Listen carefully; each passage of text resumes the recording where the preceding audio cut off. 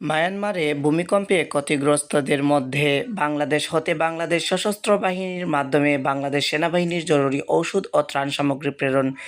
মাননীয় প্রধান উপদেষ্টার নির্দেশে বাংলাদেশ হতে মায়ানমারে বাংলাদেশ সশস্ত্র বাহিনীর মাধ্যমে বাংলাদেশ সেনাবাহিনীর নেতৃত্বে জরুরি ভিত্তিতে ত্রাণ সামগ্রী হিসেবে ঔষধ, তাঁবু, শুকনা খাবার এবং চিকিৎসা সেবা প্রদানের জন্য রেস্কিউ টিম ও মেডিকেল টিম প্রেরণের উদ্যোগ গ্রহণ করা হয়েছে।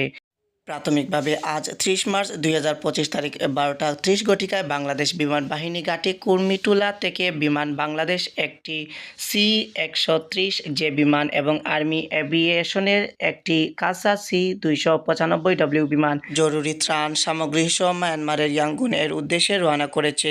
উল্লেখ্য যে গমনের প্রাক্কালে সেনানৌ ও বিমান বাহিনীর প্রধান উপস্থিত ছিলেন।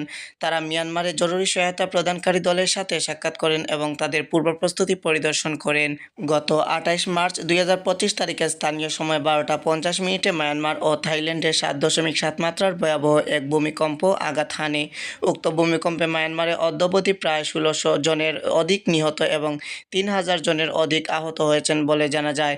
মায়ানমারের বিভিন্ন অঞ্চলে উক্ত ভূমিকম্পের ফলে খাদ্য ও পানি, বাসস্থান সংকট এবং জরুরি চিকিৎসা সেবার অভাবে ভয়াবহ মানবিক বিপর্যয়ের সৃষ্টি হয়েছে। প্রতিবেশী দেশের মানবিক বিপর্যয়ে বাংলাদেশ মর্মাহত এবং তাদের সহায়তা প্রদানে বদ্ধপরিকর।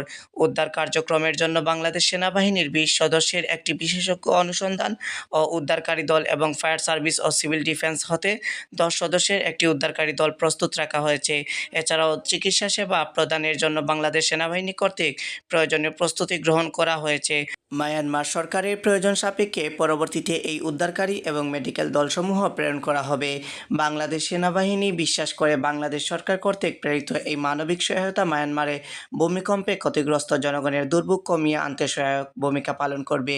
আগামী দিনগুলোতে সরকারের নির্দেশনা অনুযায়ী বৈশ্বিক যে কোনো প্রয়োজনে বাংলাদেশ সেনাবাহিনী আত্মনিয়োগের জন্য অঙ্গীকারবদ্ধ।